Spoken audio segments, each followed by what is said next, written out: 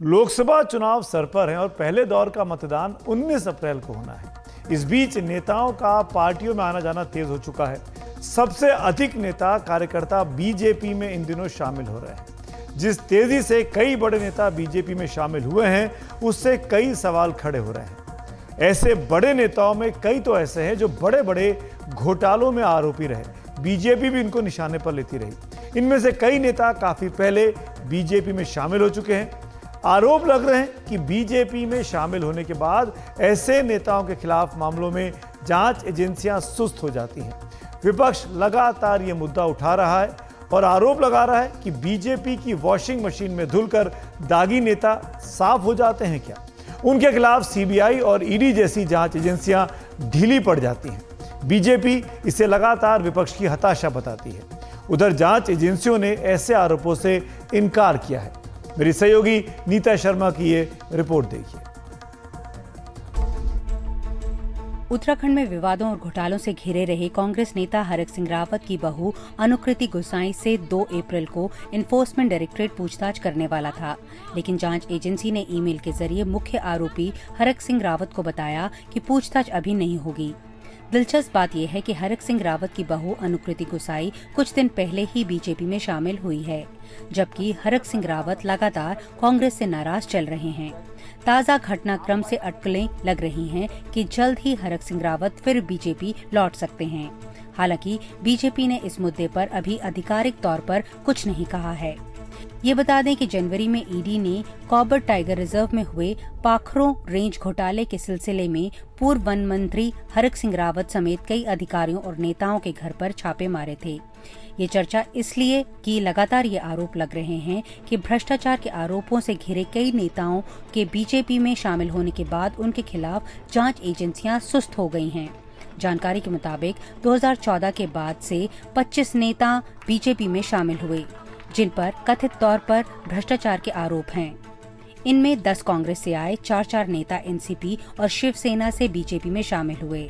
इसके अलावा टीएमसी से 3, टीडीपी से 2 और समाजवादी पार्टी और वाईएसआर कांग्रेस से एक नेता ने भी बीजेपी का दामन थामा।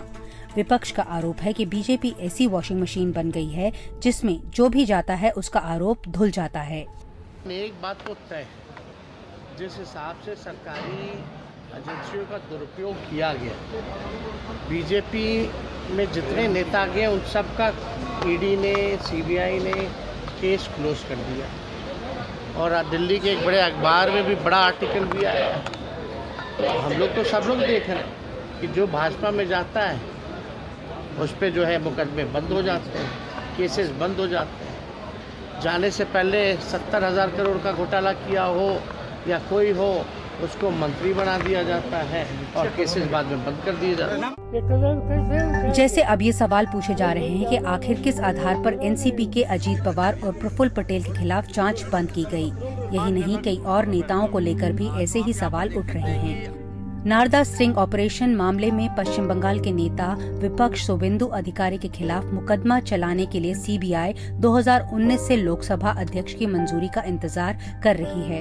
शुवेंदु अधिकारी 2020 में टीएमसी से बीजेपी में चले गए, तब से जांच सुस्त चल रही है। असम के मुख्यमंत्री हेमंत बिस्वा शर्मा और महाराष्ट्र के पूर्व मुख्यमंत्री अशोक चव्हाण के खिलाफ भी गंभीर आरोपों के केस लटके हुए हैं। हेमंता बिस्वा शर्मा को 2014 में शारदा चिट फंड घोटाले में सीबीआई की पूछताछ और छापेमारी का सामना करना पड़ा था, लेकिन 2015 में उनके बीजेपी में शामिल होने के बाद से उनके खिलाफ मामला आगे नहीं बढ़ा है। कांग्रेस के वरिष्ठ नेता रहे अशोक चव्हाण हाल में बीजेपी में शामिल हुए हैं, जबकि वो आदर्श हाउसिंग घोटाले में आरोपी हैं। इस मामले में सीबीआई और ईडी की कार्रवाई पर सुप्रीम कोर्ट की रोक लगी हुई है। हालांकि जांच एजेंसियां इन आरोपों को गलत बता रही हैं कि उन्होंने किसी आरोपी के खिलाफ जांच सुस्त की है या लटकाई है। जैसे ईडी के मुताबिक उसके पास लगभग 7,000 मामले हैं और इनमें से केवल 3% राजनेताओं से संबंधित है। ईडी खुद कोई जांच शुरू नहीं कर सकती, बल्कि किसी जांच एजेंसी की रिपोर्ट के आधार पर ही केस दर्ज करती है। ईडी की दलील है कि अलग अलग मामलों में पिछले 10 सालों में करीब 2200 करोड़ रुपयों का काला धन उसने जब्त किया है। सिद्धांतिक तौर पर जांच एजेंसियों को निष्पक्ष तरीके से काम करना चाहिए, लेकिन आरोप ये लग रहे हैं कि भारत में फिलहाल ऐसा नहीं हो रहा है। वो सरकार के इशारे पर काम कर रही हैं और जैसा कि चुनाव आने वाले हैं, आरोपों का सिलसिला और ज्यादा तेज हो गया है। नई दिल्ली से नीता शर्मा, NDTV इंडिया के लिए।